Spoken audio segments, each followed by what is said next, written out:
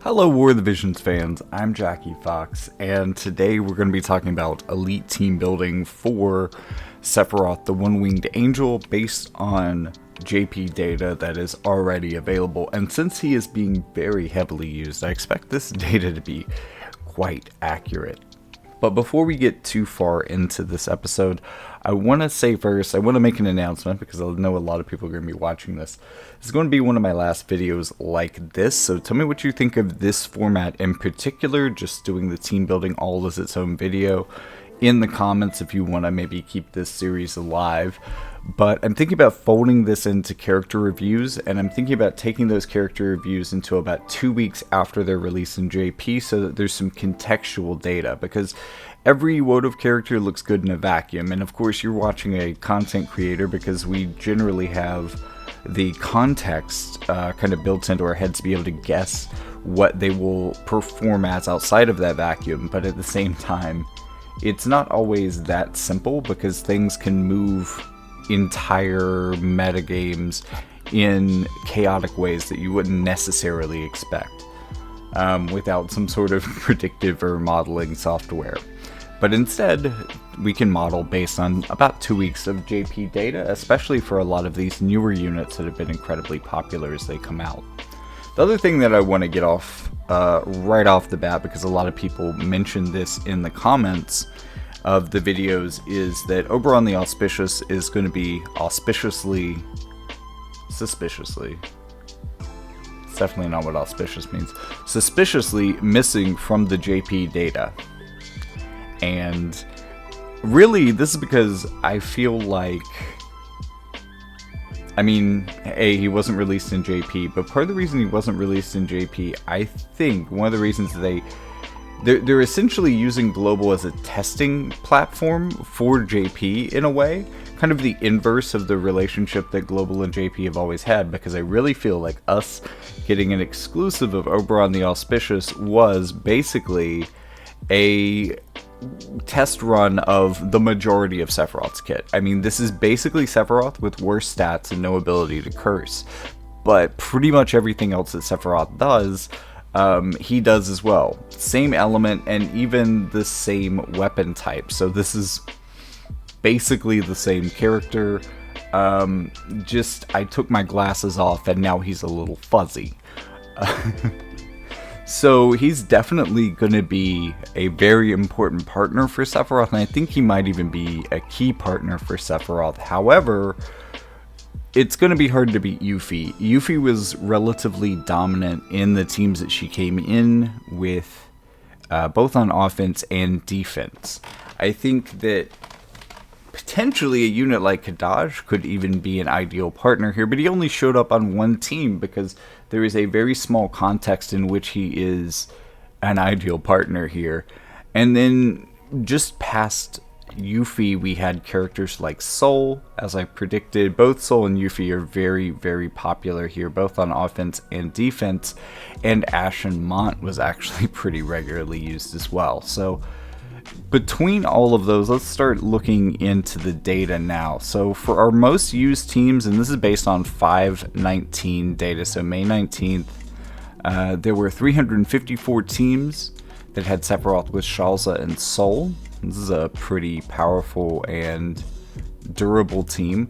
The Shalza Soul combo has been very popular on JP. There's so many people who had already bought into it, and I don't think a lot of people necessarily switched over into the Soul Volke.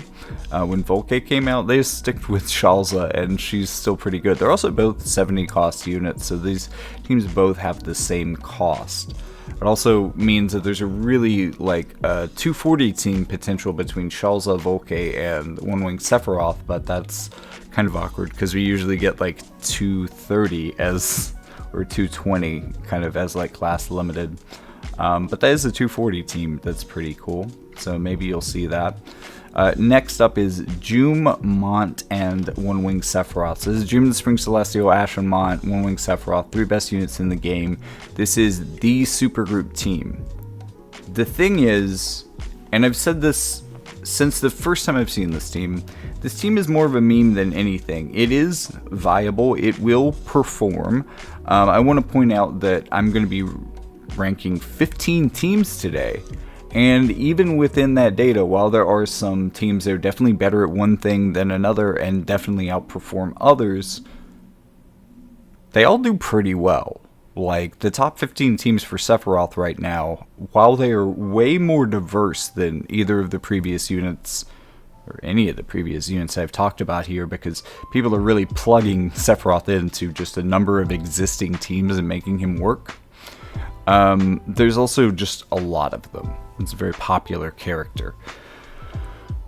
So third most used is Sephiroth's Soul and Volke.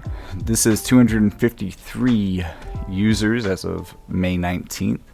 And I would imagine at least a lot of them were probably formerly Shalza Soul users. Jum and Cloud, so this would be the Greatsword combo with Sephiroth, has 186 characters being used. Or 186 Sephiroths being used, I guess. So this is also another kind of supergroup team. Arguably, these are, if you were to disinclude Ash and Mont, but in doing so, actually include a bit more synergy, as these are both Greatsword units, meaning that this is essentially plugging Sephiroth into another archetype that is already strong, which is all of the bold teams are basically going to be, this isn't a Sephiroth team, but it has Sephiroth anyways, which is kind of a theme. So anything that isn't bold really does make a lot of strategic sense with Sephiroth, but the things that aren't are going to be in bold. And this is how people, as you can see, more or less prefer to use Sephiroth, is on these kind of like combo teams. That has 186, so Bradley and Mont, this is going to be the Earth/Night synergy, has 116 teams, and then Helen and Oldoa, so the Black Mage combo, has 103. You'll notice that 6 teams, which is more than a top 5, but Bradley and Mont were clearly being used more on offense. They're in 5th place there. But they're in 6th place on defense, whereas Helena and Oldoa were consistently in 5th place on defense, but 6th place on offense. So those two kind of switch places with each other. But you can see that despite that, Bradley is definitely the more popular of those teams by just a bit. One of the smallest margins between those. You also see how far things drop off from the most popular teams. So the most popular teams are probably the best, right? No. So let's look at the actual best teams. You'll notice that there are, at least for the attack teams, because you can target things specifically, running with like a clear team concept and design instead of some cobbled together something or another is better. All of these teams have a natural synergy with Sephiroth. For Yuffie and Soul, which is the team that I theorized in my designing Sephiroth video, is having the best Sephiroth rush strategy, which is generally better on offense. Like, this has its best chance to offensively shine. We're not going to be seeing this one on defense, at least not in the top 5. But on offense, it does seem to be the strongest strategy tested out of the top 15 teams I could find on most given days, with 5.18 stars. Coming incredibly close to that is Soul and Volke. So this is going to be a more durable version of that, also centering around Soul. I'm really, after seeing this data, I don't want to test the 16th team for sure. But I really am curious why more people aren't doing Yuffie and Volke. I feel like that could be really fun with Sephiroth, but I didn't see it, and I was looking pretty far down for some of these teams in the rankings. Then third, that was 5.14 stars. So in third, we're going to drop down to 5.08 stars with the full evade team, which is Sweetheart, Ildira, and Yuffie. And then at 5.06 stars, still pretty close, Shalza and Soul, which you'll recognize as the most popular team. So the most popular team does come in 4th place on offense, and it's not a huge margin. It is 1.2 stars different from the best offensive team. So these are all pretty good. And then Soul and Ashen Mont coming in with just under 5 stars. Still pretty good performance. And then on defense, well, You don't see numbers like this often, especially on defense, but averaging at 2.26, that's over 2.25 defends. So, you know, in most matches they last at least 1 to 2 fights. With some matches they last, a quarter of matches they last 2 to 3 fights. Or 3 to 4? 3 to 4 fights? Yeah. 2 to 3 and 3 to 4. That's Dario, Kadaj, and One Wing Sephiroth. So again, Kadaj is incredible on defense. This guy is so hard to take down, apparently. Looking at the numbers of any team that he gets, like he power spikes the defensive power of any team I've seen him on. So much that Dario the Crystalborn is on this list. In first place. Didn't expect to see it. Then the full evasion combo is actually doing really well on defense. Usually I would say that full evade does a little bit more poorly on defense. But I guess if you're running Sephiroth in first position and running your evasion units in second and third slots so that people don't see them, you have a pretty decent chance of winning that first fight, because like physical Sephiroth tells opponents very little about the number of teams that could possibly be behind this guy. Nothing that tells them that they're going to have to spec into evasion or into accuracy specifically. This team gets 2.08 defense on average, so it's a big step down from 2.26, but they're still averaging above 2. Yuffie and Shalza, so this is going to be the supported evasion combination with Sephiroth, 2.05, so it's very similar. Also very similar, Bradley and Ashen King Mont, so the King's Knight Earth combination with Sephiroth, 2.04 stars, doing very well on defense, in fact better than it's doing on offense. And then Summer Glaciella, Mont, and Sephiroth, which is just a complete rainbow team. There is no combination of jobs or elements that makes this make sense. So absolute super group here, even though it's using an older unit in Summer Glaciella, averages 2 stars in the 5 days that I tested these teams. So those are going to go from 5-5, in which a lot of these teams were generally scoring a little bit more poorly because I think people hadn't had very much time. I mean, this is about 3 days of Sephiroth out to really reincarnate their stuff, so a lot of these teams suffer. Some suffer more than others, though, on that day. And then 5-8, they're still doing kind of poorly, but by 5-13, by this week, they're really starting to hit their pace. So moving into the future beyond that, I would say that they're probably going to be doing more closer to these numbers than these numbers. But these do kind of sober the averages a bit. So the team that scored the most points in general, based on this number here, which is a weighted average of their daily defense and their daily offensive score, to where the defends are roughly scaled so that they could be about 6 points themselves if you were to maybe even hit higher in defense. But then you also get like 4.8 points from your stars. That's just regular. I went by this number to do the overall ranking because I think that this is probably the most fair representation of what is a generally good team. And this team actually did pretty well on offense. Not necessarily well enough that it was ranking super high, especially some poor early performances out of this team because people were also having to build Kadaj up as well. But you know, you can see it's coming pretty close to averaging 6 stars these days. So this team surprisingly works on offense pretty freaking well. At 4.8 stars, this is actually just a little bit below, maybe like 6th or 7th place for offense. What? 6th place is getting 4.94. Okay.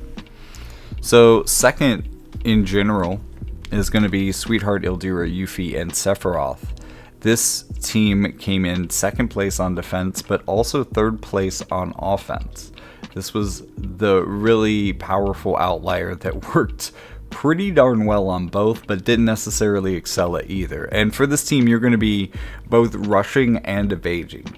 And hopefully, Sweetheart Ildira and Yuffie are giving them so much trouble just trying to hit them that Sephiroth is pretty much acting with impunity. And that's going to keep him real safe and sound and real able to destroy a lot of people. Also, this is a slash combo team, so it really takes advantage of his breaks. Sol, Volke, and Sephiroth came in third. It was the third most used team, and it was also the second best on offense.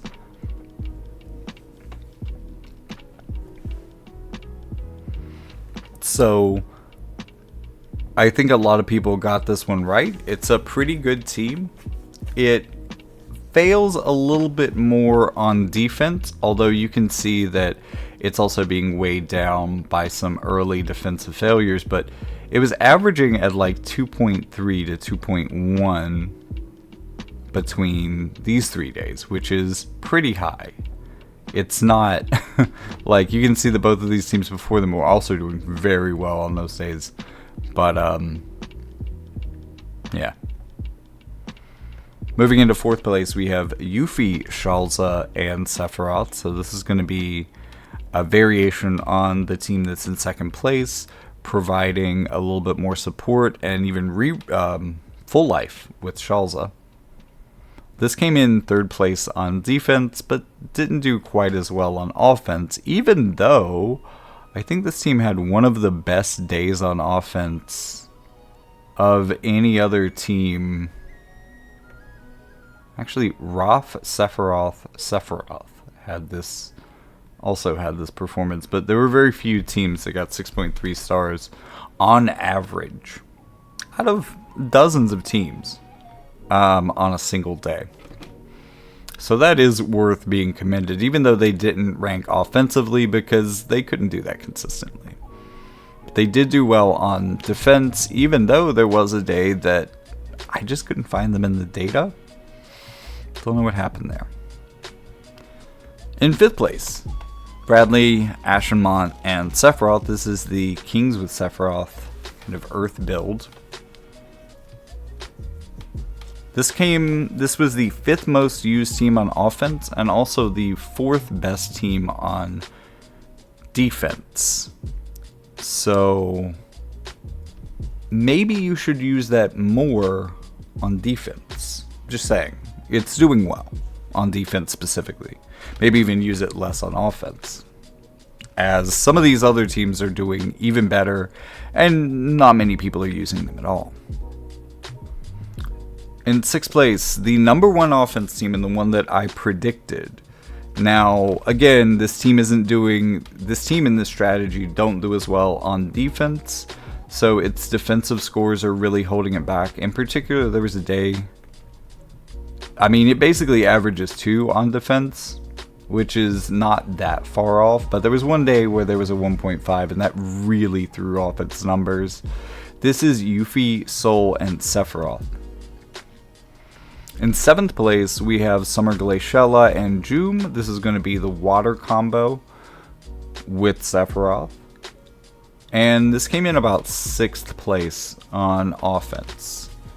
No real ranking here on defense, even though it does have a pretty good and consistent showing. Again, the amount that these numbers are off of each other is not that much. And I gotta say this is probably like 7th. Oh wow, it's like 8th in defense. Just because of these little 0.2 variations. Again, all of these teams are pretty great, especially in the top 10.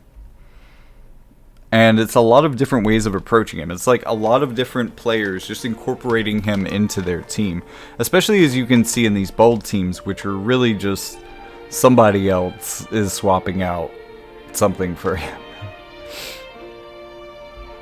In 8th place, we have the team that came in number 5th on defense. Summer Glaciella, Mont, and Sephiroth. And I think that's the one I just mentioned. Whoop. So in 9th, we have Helena, Aldoa, and Sephiroth. This was the 5th most used on defense, maybe the 6th most used in general. And, I mean, the numbers here aren't that bad, but this really wasn't my favorite version of this team. I think probably the black mages are pretty heavily disadvantaged by a lot of meta units right now, so they're a little bit harder to use. One of the teams that kind of surprised me, but still came in 10th, was the combination of Sephiroth on a dark team. Just plugging him into the previous dark team. So this is going to be Integrate Sephiroth, Advent Children Sephiroth, and Roth.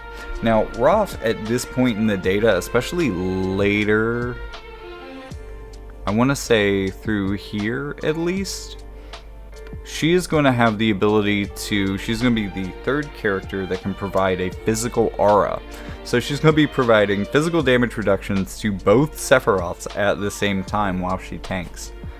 And again, like I said, you know, all of these do better on these 3 days, but this team was doing so very bad. Like 1.1 on defend. Almost none of them survived on that day at all. 10% of teams did not survive to get attacked again, or just weren't attacked again because people felt like they weren't worth it. 90% of these teams fucked up that day.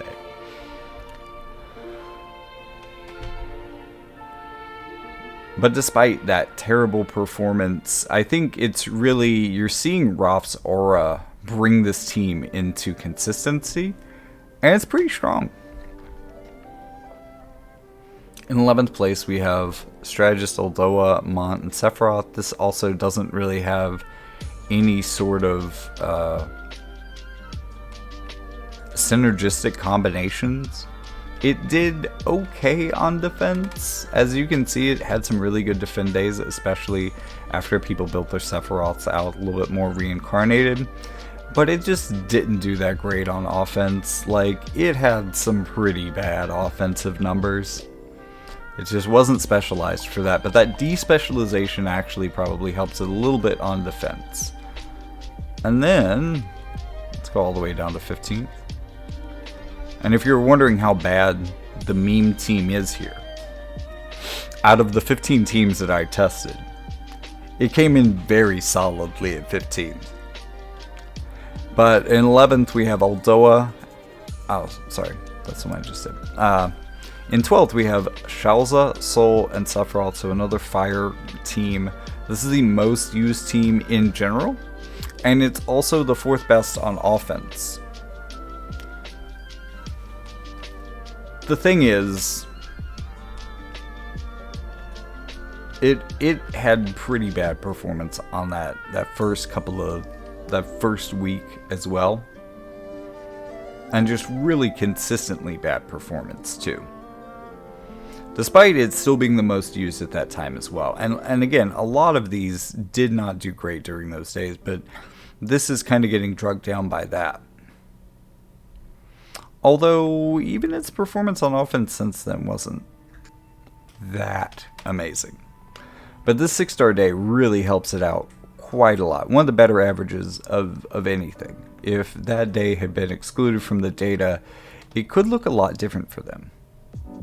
In 13th, we have Dream the Spring Celestial, Cloud, and Sephiroth. So this is again a great sword team with Sephiroth. 4th most used team in the data. It did pretty poorly on offense. This is probably the lowest average for any offensive team, which is weird. It feels like this should be a better team on offense, but again, it's not specialized. That despecialization does help it a bit on defense. It is about the 6th best used, tied with Uldoa, Ashenmont, and Sephiroth. Again, the despecialization making it harder to counter, but not better at, being a good team. And as people have probably figured out, the offensive data, how many stars they're getting on offense, has a much stronger correlation to how good they're going to be in arena. whereas their power on defense has a correlation to how annoying they're going to be to beat in Arena, how much you may want to avoid them. In 14th place, we have Sol, Ashenmont, and Sephiroth. So, unlike a lot of these teams, and the reason that this is a team with Ashenmont on it that is not bold, is because this is actually the opposite of what I was talking about. This isn't Sephiroth being crammed onto a good non-Sephiroth team. This is Ashenmont being crammed onto a good Sephiroth team. And this is the 5th strongest team on offense, averaging at just below 5 stars a day. And then finally, in 15th place, we have the Meme. This team, the only thing I can really say that's all that good for it is there's the second most used team in the game on the JP side. Maybe it's really beginner friendly in some ways, depending on when you began, but if you're beginning during Advent Children, it's definitely not, because you're not going to be able to get Mont. But this is the Johnny-come-lately team, I think, in some ways. And because of that, I mean, I'm sure there's some older players in Wales that are playing with this, but if you are, might I tempt you to try any of these other strategies instead? If you have the units to play them, maybe move away from this team. If it were the 5th most used team, okay. But it really feels like you're leaving a lot of really good combinations on the table by just copying the Meme here. This averaged 5.2 stars on, 4.52 stars on offense, which is, I think, the second lowest, actually. Like, other than the team I previously pointed out as being the worst on offense, this is the second worst. And at 1.78 defense, well, it's the third worst on defense. So basically, this wasn't top 10 in offense or defense. It is solidly in 15th place. It underperformed everything else. And compared to everything else, its good days actually feel like the outliers here. It got 5.2 stars on average on offense one day, which is more, I don't know, closer to some of the higher averages. Like, they do that every day. You could not consistently do that. It also had a 3.9 stars a day, which is basically embarrassing at this tier of team building. It also had 2 1.9 days on defense. That's where it topped out. Couldn't even hit a consistent 2. Now, again, a lot of teams won't. This is still a very good team in general. I'm just saying you could do a little bit better if you probably built anything else on this list than June the Spring Celestial, Ashenmont, and One Wing Sephiroth. And that is what this video series is here to explain, because it's nuanced. You know, this isn't a bad team. It's not that there doesn't exist kind of a market of players that could and should be using this team depending on when they got started with the game. I'm just saying it's not the best thing. It really isn't. You could do better, and there's a variety of options, and with Sephiroth specifically, for a variety of other players. No matter what you've been building into up to this point, if you have a little bit of katana synergy perhaps, you're probably going to be a pretty good team if you swap out the least consistent unit with Sephiroth. But if you're playing fire, and especially if you've been collecting recent katana, oh my gosh, this is a very powerful character. And as I said at the very beginning, probably going to be a really strong combination with Oberon the Auspicious, who really feels like the prototype of One Wing Sephiroth, released to the global version before JP. For shits and giggles, just for prototyping reasons, I guess. So with all that being said, thank you so much for tuning in. I'm Jackie Fox. Be sure to like and subscribe, because this is YouTube. That's how YouTube knows that this video did well. Also, leave me a comment. That engagement helps too, and I'll probably answer you. You might even end up in a comment response video.